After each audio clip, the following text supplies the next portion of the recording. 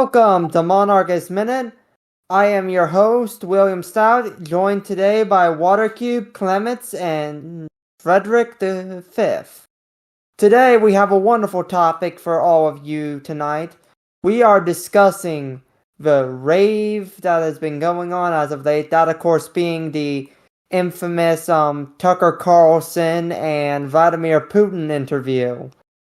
But before we begin, how is everyone this evening? I'm all right. We're all good. Yeah, we're all good. I believe. Wonderful. I'm happy to have everyone here today, and we have a lovely audience tonight. We got 4 people in the audience tonight. It's usually rare. Yeah, it's rare to see that. Well, but hopefully, more people join to see us. Hopefully, but we started a little later than we usually do, of course. And yeah. If any of you out there on YouTube wants to see us live, we will be here on Saturday. Be here on Saturday on Discord. If anything changes with that in the near future, we'll let you know. But as of now, it's still Saturday on Discord. We are experimenting with a new platform, but we're not sure about it yet, so there's nothing set in stone there.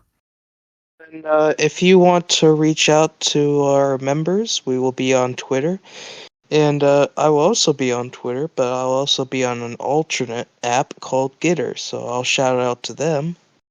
And of course, they're also that I regularly visit. If you want to get in touch with the organization directly, we have a perfectly good email as well. If you go to our website and hit the Contact Us page, there will be a full little what's the word I'm looking for? Like a whole contact info thing where you just put in your information, put in your email address, and then you can send an email directly to us. But without further ado, so don't forget to like and subscribe and support the Monarchist of America YouTube channel. Oh, and we will be right back to the podcast. So let's dive right in, shall we? First and foremost, who has seen the interview? I've only seen parts of it, but I have a good not a good understanding. I have a decent understanding of Russian politics, like in some of the stuff Putin said and how to put that into context. I watched the entirety yesterday when I was eating breakfast. I figured, it'd be a good thing to watch over a morning meal, and surprisingly, it was. And also interesting fact. It was said that Tucker was actually going to become a CIA agent or something. Yeah, or at least that's what I believe. I thought that was people are talking about, but it didn't happen, and now Tucker's like a journalist or something. A very anti-establishment journalist. It's honestly, that just sounds like a very funny alternate history scenario, like those ones that Mansour Z, I think it is, who is doing, where he takes like major historical figures and like the whole Mansour Z fellow. Yeah, like the whole what if Hitler actually became an artist and okay, I still can't get over when that guy made a video about the series. I watched the Mr. Z series where basically Hitler becomes Indiana Jones. Yeah. Okay, what you were saying? I can't get over when Monster Z, because I used to watch the guy. He posted some video saying what is ethno-nationalism trying to push for neo-Nazism shit. It was the funniest thing I ever saw. He just instantly deleted it. Hey guys, Mr. Z here, and segregation isn't a bad thing. God, I hate that guy. Yes, it is. God, I hate him. He's like in that Bosch bracket of the internet for me. Yes, Nicholas. That video. Yeah, he was the one who made Scar. Yes, he got the scar from the fucking Red Commissars or whatever that was. Has anyone ever noticed that Monster Z sounds kind of like Cody from Ultimate History Hub 2? I'm gonna start slapping you like I had to do with frickin' our former whatever it was guy who was the leader of Charles. I'm gonna slap you like Charles when he constantly was saying stuff wrong. Oh, sorry. But anyway, has anyone ever noticed that Monster Z kind of sounds like Cody from Alternate History Hub? I think there's like just a generic YouTuber voice. It's kind of like stock Yeah. music. Right, I know. I just But remember. also, there's a lot of like alternate history that basically doesn't make any sense, but Right. it's just Yeah, good for storytelling. I just And remember that. there's alternate history YouTubers that have came out to address this. You know. Yeah, I just remember that a while back there was a running theory that either Monster Z was Cody's Mr. Z. Mr. Z. Mr. Z was Cody's basically Wario or his alter ego, and they were the same people. And He's the Wario. He is the Wario. He's definitely a Wario. He is like 100% solid Wario. Wario bracket. Wario. Like there's no Yeah. question about it. In my Alright. opinion. Enough. Oh yeah. Also, he released that series about American errors in politics, where there was like the federal Hey guys, error. Mr. Z here. Segregation isn't a bad thing, and we should bring it back. God, I hate that guy. I hate him so much. Like, he gives me the same anger the bread tubers give me. Hang on a second. The bread tubers. Saying that was that bread tubers. Was that actually a video Mr. Z came up with? No. He posted on Twitter. He was like, "Listen, segregation wasn't a bad thing because it kept people in their place." Oh my god. Well, hopefully he doesn't get banned on Twitter. In fact, and this I'm quoting off him. Did he say African Americans? Or did he say black people? I don't remember which one he said, but he said along the lines of they were actually better off during segregation than they are now. How? Yeah, because the only reason it was better back then was because you didn't really. His reasoning was that they were, as long as they kept within the lines, they were safe or something. I don't know. It wasn't even better back then. It was like the 50s. But also another reason. Yeah. But also another reason why they were all fucked up after segregation was because of the welfare state. The welfare state. Ah, yes, my favorite scare word. I wouldn't say it was the welfare state. This is a big issue in America generally when we will fix a legal issue, but then we won't fix the long-term consequences. So while we did quote-unquote end segregation, the U.S. government didn't actually manage to put any effort into solving the long-term economic institution. Like the economic issues. We didn't undo redlining or anything of that variety. We did not help out those communities. And then the CIA started helping the conscious distribute crack cocaine throughout cities. Like, we did not build anything helpful there. We gave the crack cocaine to these poor communities. It wasn't the CIA specifically. And then it caused the whole gang thing. It was the committee that fucking Ollie North set up. You see, Ollie North. He's a hero and a novelist. And now he's on Fox News. Even though he's no longer. I have real mixed feelings about the conspiracy theory that the CIA intentionally helped traffic cocaine, because while I believe it, I also believe that the CIA would be stupid enough to just let it accidentally happen. No, it wasn't like, it was like, here's what they would do is they would help out the paramilitary, right-wing paramilitaries, be it like the AUC or the Contras or whatever, get funding via smuggling the drugs northwards. They weren't directly shipping it to the United States. People that were associated with the CIA would ship it to the United States. The CIA knew about it and would stop the DEA from investigating it because it would hurt their allies. But it wasn't like they were just going straight up, funneling it into cities. And then that later got moved under the committee under Ollie North, which created a whole other mess because it wasn't the CIA that was doing it that time. And that's how we got like Iran-Contra. Oh. Yeah. But anyway. Also, you could thank Reagan with the war on drugs, because wasn't really helping a lot of people. When the root problem is that your own government was the one that was giving the drugs to these poor neighborhoods. That was Nixon. Yeah. Was it? Yeah, it was Nixon. Like, the war on drugs has been ongoing since like for a fair long time. Since like the mid 70s or like No, early. I thought it started with Reagan because No. you know Really? it was like at the height of the Well, drug war. Reagan was like one of those peaks. Reagan was the guy who came up with DARE, and so he came up with the more cultural anti-drug phenomenon. And that was more like Nancy Reagan, right? Well, yeah, Nancy Reagan was the big banner carrier for that. Anyway, while I'm really enjoying this conversation, we're really off topic. We need to get back to the main issue at hand. The Vladimir Putin interview.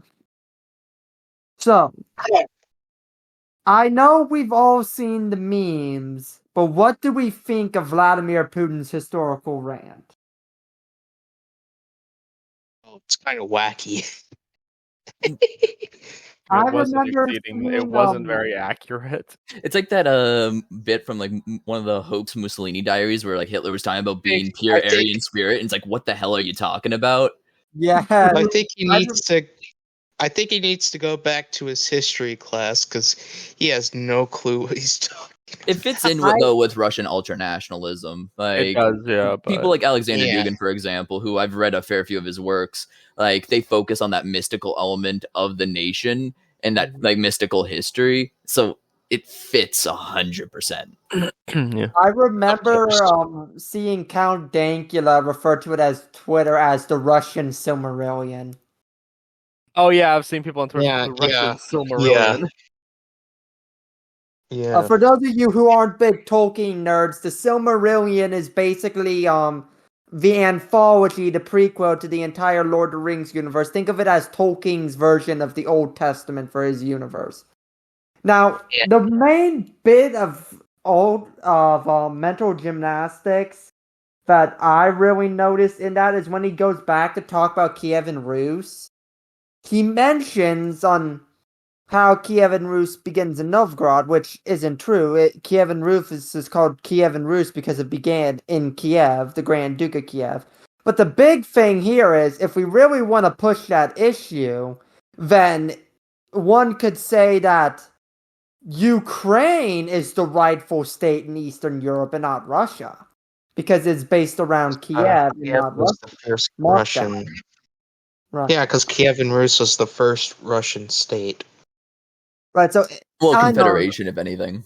Yeah, so it's like the whole mental gymnastics, but I think everyone in here can agree that saying that the modern Russian state is a direct successor of Kiev and Rus is a bit far-fetched. Exactly. Not really exactly, because have you heard of White Russia, Belarus? Yes, Belarus. Belarus, Yeah. the bastard child of the Russian state. Yeah, What so if- technically there's three Russias. Ukraine, Belarus, and And if we, But if we- referring them as like the Russias, though, also kind of just was like something that was a byproduct of Tsarist integration policies in the region. Right, well, technically we could also say that there's four because Novgorod and Muscovy were separate entities, so we could say North Russia is different from Central Russia based around Muscovy, but then again, Novgorod was basically wiped out anyway.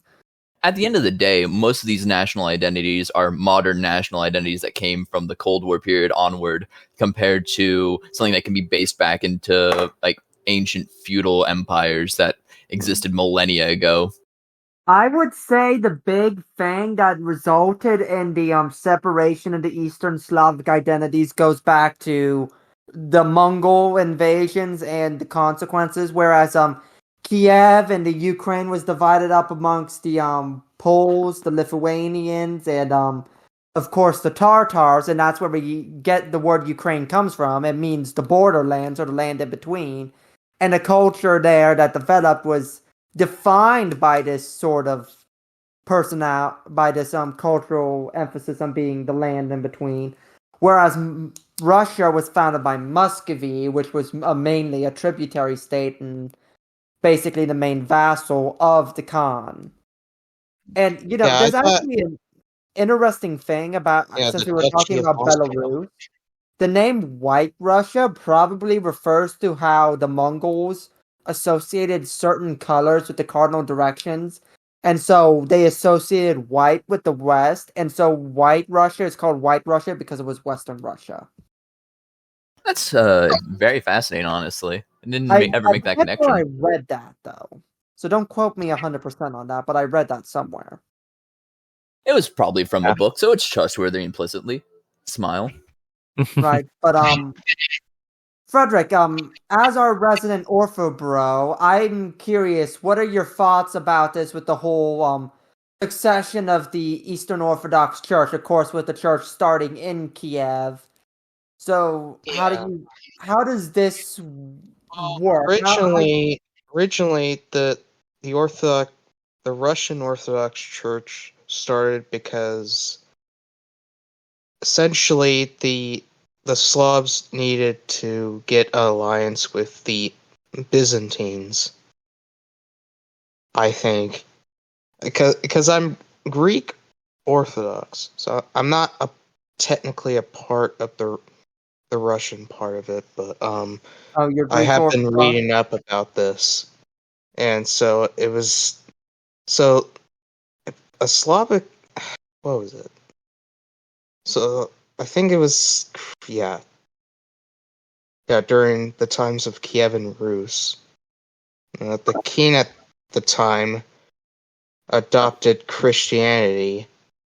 Now, there was a time where they were going to adopt Islam, but that didn't happen because they had a culture of drinking, and Islam was against alcoholism.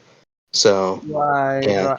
I remember that story, and if I remember correctly, there was also a bid by the Jewish Khazars to get the Russians to convert to Judaism, but that didn't work out either. I think there's also an influence of the Manichaeanists as well. And after the fall of the Byzantine, Manichae followers. After the fall of Byzantine, that's when you saw the birth of the Russian Orthodox Church really go. Right. And there were other things going to make it more of a, So, I think Peter the... Wait, no, it wasn't Peter the Great, I think. It was, that was it. But so, essentially, the Tsar was eventually made the head of the church, I think. Right, because I know there's a bigger connection between the Orthodox and the dichotomy between the Orthodox Church and Orthodox states is different than the dichotomy between Catholic states and the Catholic Church, where Catholic states are supposed to be considered subject to the Catholic Church. The Orthodox Church and the Orthodox states are more like symbiotic or supposed to be partners. But in the case of the Russian Orthodox Church, they often end up getting subjugated by the state. Yeah. And also, they called it the Third Rome. Russia, right. Third Rome. Because, didn't the line of Rurik... Because the line of Rurik married into the Byzantine royal family, and, well, one of the Byzantine royal families. The Byzantines went through, dynasties like teenage boys go through. It's said that the Spanish royal family inherited Rome. All the stuff with the last Roman titles. I think the last true inheritor of Rome was Trebizond, and once Trebizond fell, it was over. Honestly, I think it's just irrelevant at this point. I've never really been a whole fan of the idea of successor states to Rome or people trying to claim the glory as Rome. Because no matter what we do, any attempt to restore Rome would only be a husk or a bastardization of what Rome actually was. There's a lot of people in states that claim to be the successors of Rome. So, but also the Holy Roman Empire claimed to be a successor to Rome, even though that there was really no they were neither holy nor Roman nor empire.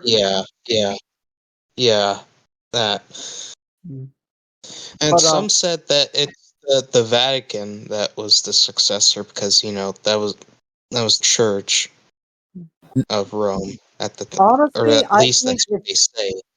Honestly, I think if anyone has a the best claim, it probably would be the Vatican, given how long they had historically had de jure power over Rome itself. Well, their power didn't go that far, really. And with Rome, the true successor to Rome would be But probably anyone who actually controls the city of Rome.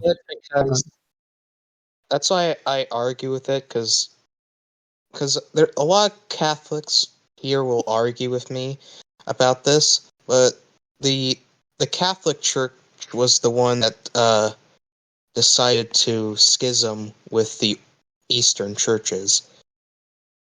Let's not have a fight because here. because the Eastern churches didn't want to follow up with the Western church's changes, especially to the Nicene Creed. Yes, the filioque, the semantic nonsense that ended up splitting Christendom. Hey, Yeah. if it's that semantical, though, that's how you know they're true believers, because they're making a huge fit over something very slight. Right. And I know there's a lot of issues with it. Like, this is why the Greeks don't call Mary the mother of God. They call her Theotokos, which means the God bearer, because the actual Greek word for mother of God has heretical or blasphemous connotations. So I understand part of it has to do with the linguistic translation errors. Because the Catholic filioque is a lot different from what we believe, which we believe everything proceeds from the Father. Well, Yeah, Get into so the that's- quagmire of Trinitarianism, which is always fun to try to be a layperson guessing the nature of God. It's quite simple. You don't. You just say, okay, the Trinity exists, and none of us had the time to explain it, or time or ability to explain Well, it. it's not the fact that we don't have the time to explain it. But we are not capable of fully explaining. And also the difference is. Well, we don't have the time. If we were immortal, I think we'd figure it out eventually. Right. Yeah. Also, another difference between the Orthodox and the Catholics is because, what was it? I forgot what it was called. Communion. Unleavened bread. We don't put the bread in our hand. We put it in the hand and then we drink it with it. So it's like the bread is put into the cup and drank. We don't hold it up. Right. So it's like the differences in revering the Eucharist and the sacrament and everything, and Yeah. like I think Yeah. the guy who Borian, because I forget how to pronounce his name, but he's the guy who runs that channel, Francis and Prayer Rope, said it best. The difference between Catholics and Orthodox is that Catholics will revere the consecrated host, and the Orthodox are just like, but you're supposed to eat it. Mhm. Anyway, so back to the interview. Does anyone have? What are some other fun things that happened during the interview? They were talking about Nordstream, and obviously the CIA getting involved in that stuff. And to be fair, when Tucker did But have the proof of that, And also from Twitter, there's a lot of people saying that the mainstream media was saying that Tucker and Putin weren't very on the goodest of terms, but I didn't see any of that in the interview. Well, it's not going to be reflected in an interview. The fact that he had the chance as an American journalist to go to Russia, which is a nation that we do not have the best relationship and with. Also, Tucker was being tracked by, I think, what was that group? Sure. Was it? I don't remember hearing about him getting tracked by a group, but on the matter of Nordstream, one of the things I thought was interesting about that is that Tucker did in fact ask Putin for proof of his accusations, and Putin completely ignored that. Oh yeah, like because it's something that would be impossible. If like the West did it, there's no proof of it. If the Russians did it, there's no proof of it. So by just substantiating a claim, Here's my theory about Nordstream, and what if it just ended up being entirely of just a very poorly timed accident? Also, that's also a complete possibility, but like if you keep on putting claims like, oh, X person did it, a lot of people will just latch onto that because that narrative makes sense to people because they're looking for a evil out there in the world to target. Yeah. And also he said that the war Putin, by the way, said the war would have ended in weeks if the Americans didn't give Ukraine the money and the weapons they needed. Well, we weren't even giving Ukraine money and weapons the first few weeks in the war. And plus, he said that America should worry about itself, saying all these problems that we have with the border. That works in his interests as well. Like when America stops projecting outwards and only focuses internally, we have a bunch of internal issues, but we can't give up on our basically foreign interests. Well, we could give up on Europe. I think we should give up on Europe. But because basically there's really no threat in Europe. Because we take a look in the war in Ukraine, Russia is basically a joke at this point. Right. And I think we should give up on Europe just for the simple fact that Europe needs to learn to take care of itself. But at the same time, we shouldn't exactly give up on Europe. We still need Europe, especially for economic reasons. We don't need Europe for economic reasons. Europe needs us for economic reasons. But here's what I think. I definitely, we work and this with is them. one of the big things I do think America is getting good out of this is we're seeing Germany, France, Italy, and Poland rearming. And so what this is going to allow us to do is it's going to allow us to slowly I think what we should be Europe. doing is encouraging the development of a European army. Oh, that's terrible. That's awful. What are you saying? That's disgusting. Destroy the pan-European identity so they fight among themselves and don't threaten the United States anymore by pulling us into stupid wars over oil. Like most of the wars that. Oh, sorry. That's a tangent on my part. Yeah, no, you're fine. No. Anyway, but this whole they are dependent on us for everything. Right. But anyway, back to the whole. What's the word I'm looking for? U.S. should worry about itself. Well, the same thing can be said about Russia. How much is Putin neglecting in Russia to basically fund his war machine? I mean, we've all seen the videos coming out of Russia of people getting compensated for their dead husbands, brothers, and sons with sacks of potatoes, of apartment buildings with giant chunks of ice in them because their pipes have burst and froze. And we've seen so much suffering going on in Russia. So why is Putin not taking care of his country instead of fighting his? Because obviously it's a corrupt country. It's an oligarchy.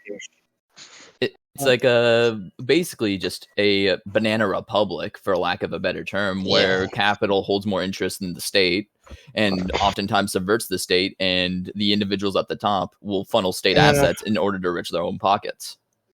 Right, and of course, but also another thing. Russia, the war wasn't going to be over with Ukraine if the U.S. hadn't been pouring in weapons because A, the U.S. wasn't the only people pouring in weapons, and B, Russia failed to take Kiev before the U.S. even had time to respond. We've been consistently sending training, though, since 2014. Right. And speaking about aid, you know that bipartisan bill about the border, right?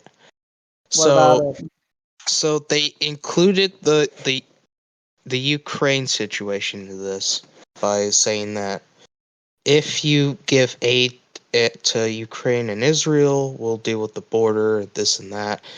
It didn't go off really well. It did not go off really well. I really even the House Republicans said that this bill won't go anywhere. Right. And even the another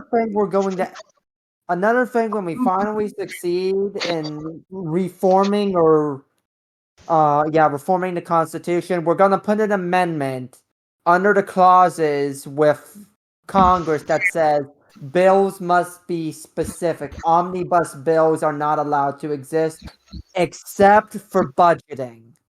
because I am sick and tired of these massive compromise bills where people are shoving in issues that aren't related in any way to the primary issue that the bill is trying to address. You're not a big fan of pork barreling? It's the best part of the American system, just alongside the No, filibuster. stop it, please. It's just disgusting. You don't like disgustingly large bills that cover everything and everything? Here in Monarchists of America stand with Texas on this issue of border security. Oh, yes, we do. Yes, because obviously they have a right to defend the U.S. border if the government is not doing its job. I personally think the governor should be strung up by the federal government, but like y'all can speak for yourselves on that one. I mean, he's committing treason in my mind. I really have mixed feelings about it because while I do agree that the governor is overstepping his power, at the same time, I feel like this could be a case for the 10th Amendment to be applied where the federal government is not exercising its authority. So therefore, we can argue that if the federal government is not, either by neglect or refusal to do so, then it is the duty of the state to exercise that authority, or the right of the state to exercise that authority. Yeah. But this is a very much a constitutional debate, and I'm pretty sure that there's a lot of legal debating, and but the main issue is I don't think there's a lot of precedent, given that the U.S. is so focused on common law. Yeah, and also this border issue is rumored to be emboldening secessionists in Texas.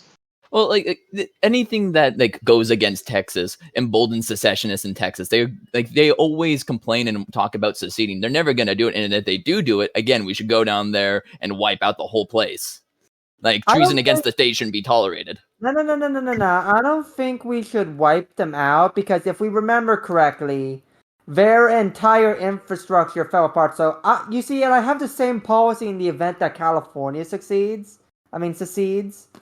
Not succeeds. I don't want them to succeed. Obviously, if California succeeds, instead of wiping them out, for Republicans because then they get more votes. Instead of wiping them out or suppressing them, what we should do is we should let them fall on their faces, let them fail, so then they come crawling back. Here's the thing, they're too prideful to come crawling back, and it also is a huge, basically, fuck you to the federal government. The federal government needs to show that it's strong in most cases. It doesn't matter who's in charge, they need to show strength. And I get what you're saying. But at the same time, if we allow them to basically fail and self-destruct, it's going to destroy any feelings of separatist sentimentality in the future, because everyone's going to remember that one time they declared independence and it just went horribly. You doubt how people do historical revisionism. There's still people talking about how, I know. I'm overly optimistic about this idea working. At the same time, I also look at how Dixiecrats are and how the South and the legacy of the South still remains in us. It's like, maybe if we just let the South destroy itself, it wouldn't have been this bad.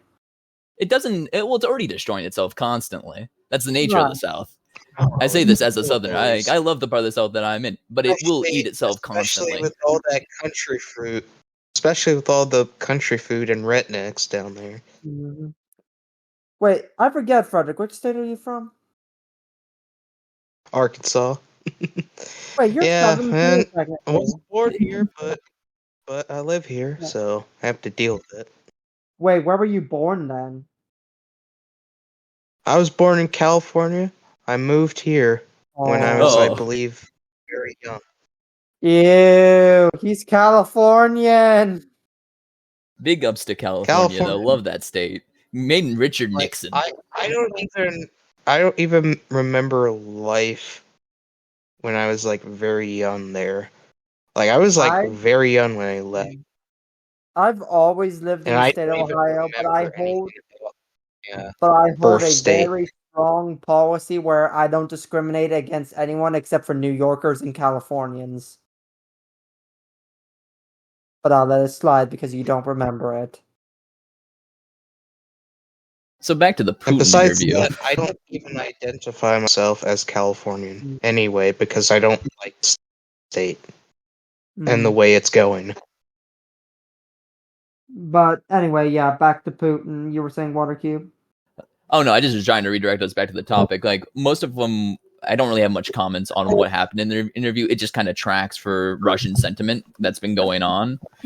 Again, like the whole Silmarillion, whatever rant Putin went on, tracks. A lot of his positions play into that kind of Duginist, Eurasianist policy, where it's about making sure there's a large enough border because of how exposed Russia is, without the Ukraine territories and Belarus and stuff being directly integrated. Same with the Baltics. Yeah, because Russia has this fear of being invaded. Yeah, they're like a cornered animal lashing out at everything and anyone around them. And it's weird because it is counterintuitive. Like, Russia constantly feels like the outsiders are hostile, but at the same time, it is this feeling of hostility and how they act as a result that results in them being so what's the word I'm looking for? Isolated, which it's a vicious feedback loop. It really is. Well, it also works to the benefit of the Russian state, though, because if your people are constantly fearful of other nations, they're not going to flee there. They're going to stay there. That can hold off and stave off the demographic issues Russia's facing. And by building up ultranationalism and also just kind of making sure everyone's miserable enough, but also drowning themselves in liquor, you're able to maintain a pretty good dictatorship and despotism. Speaking of the demographic issues, I'm curious to how this war is going to pan out, because this is yet again more young men dying, and Russia already has a huge what's the word I'm looking for? Overabundance of women, where there's like over 60% of the population is female or something like that. I forget. Yeah, I think if this war was to end, and if it wasn't to go in Russia's favor, Russia could collapse. Even if it goes in Russia's favor and they get everything they want out of Ukraine, they're probably going to collapse because there's going to be a whole bunch of armed and militant men now with nothing really to fight for. And Russia already has large amounts of extremist issues. And also, you got the Wagner problem too. Well, that's all a symptom of like the greater problems of just that militant armed youth. Like, it's been an issue since the 90s, because right after the Soviet Union fell, all the neo-Nazis came out of the woodwork. Well, I don't think Wagner is going to be an issue now that Pirozzi is dead. You got anarchists and all these motherfuckers coming out. Frederick, language. Oh, sorry. But yeah, anarchists and some other lefties are doing their best to disrupt the Russian war effort behind enemy lines in Russia. Which makes sense. Anarchists tend to go against the state whenever it's applicable. Anarchists are anarchists. What do you expect out of them? And the leftists, they're not a fan of Putin, mostly because of his policies towards the LGBT, towards women, towards... The Russian state has a lot of social issues. Remember, they actually legalized domestic abuse in order to lower the statistic. Yeah, and also here in the West, these lefties like to idolize the Soviet Union as a great example of, socialism and this and that. But really, it's technically more conservative. Even though it was left-wing economically, it was socially conservative. Now, everyone, we have a guest from the audience who wants to come up. Grave, Watercube vouch for him, so we're going to let him up and have something to say, too. Come on up, Grave. Hey, all right, folks, Grave. Introduce yourself real quick. Oh, I'm Grave. Hi. Hi, Grave. How you doing, buddy? All right. I've known this guy for years. I love this man. Watercube said you're very good with geopolitics, so we'll let you have the floor a little bit. No, Sorry for denying you the first time. I just didn't know who you were, so it's like I didn't know if you were safe to let out. I wanted to bring it back to the central thing about Tucker Carlson.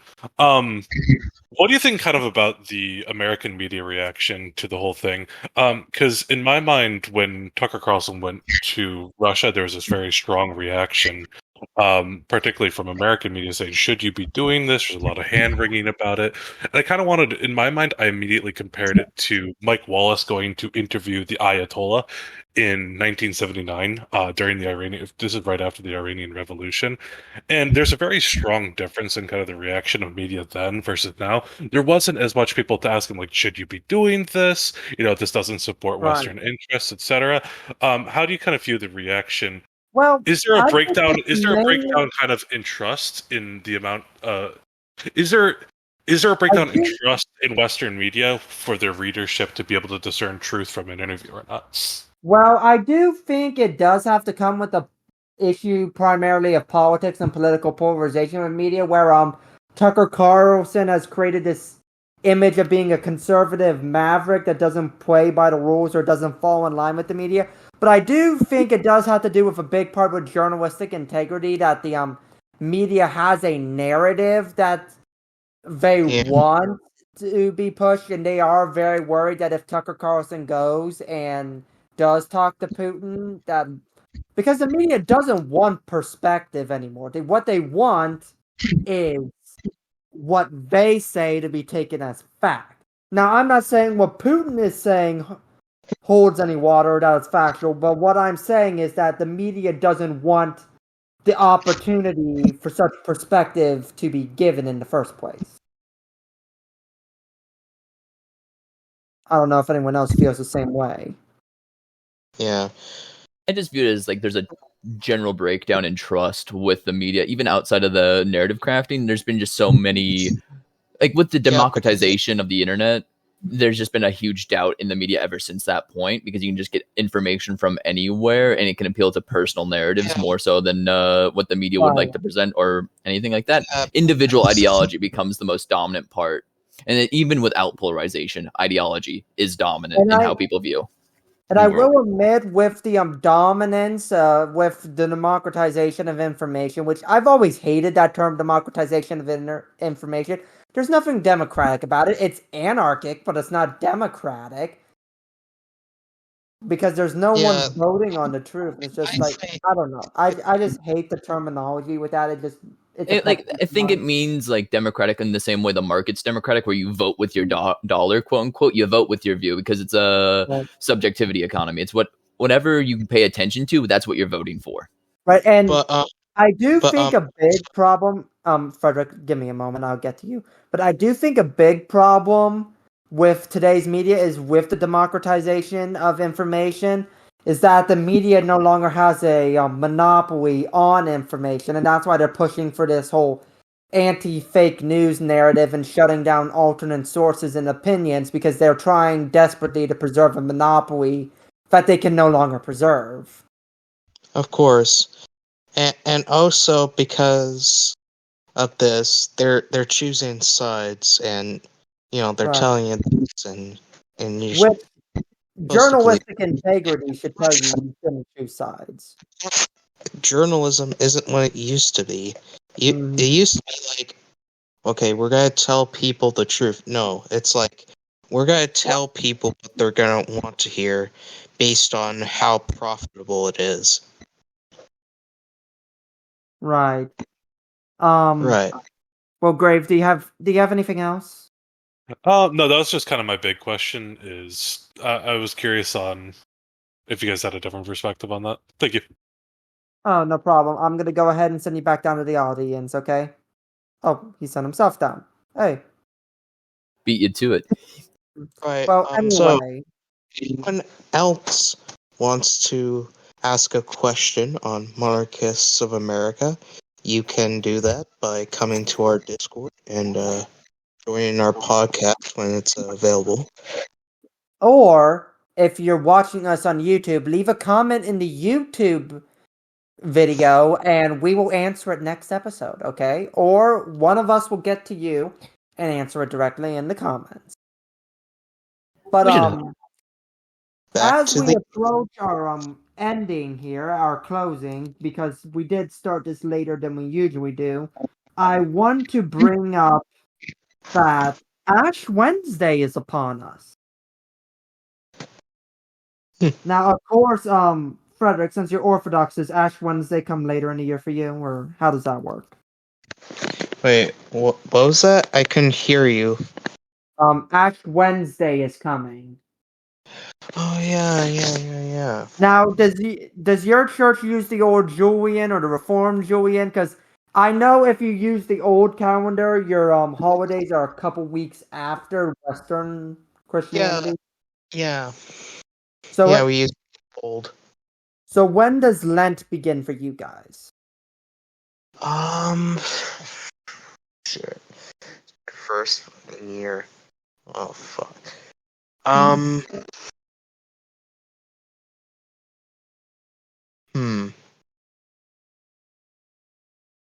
Well, here, let me Google it real quick. Yeah, Google it, cause it's my first year doing it. Cause I just converted to the faith last Well, year. good luck with your first Orthodox Lent. I've heard they're a doozy. Frederick, what were you before you converted? I was a Seventh-day Adventist. Okay, so And you've never done Lent before? I left the church because I felt like this wasn't the church for me anymore because it didn't feel spiritually good for me.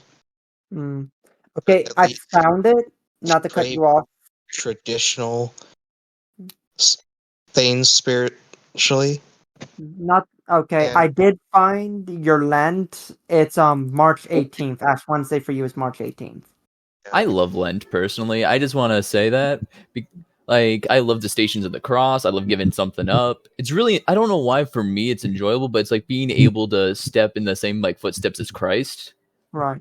Now, as a Protestant, we do Lent differently, and of course, Frederick, being a former Seventh-day Adventist, gets this. But one of the big things that we do is that we don't do the abstention from meats.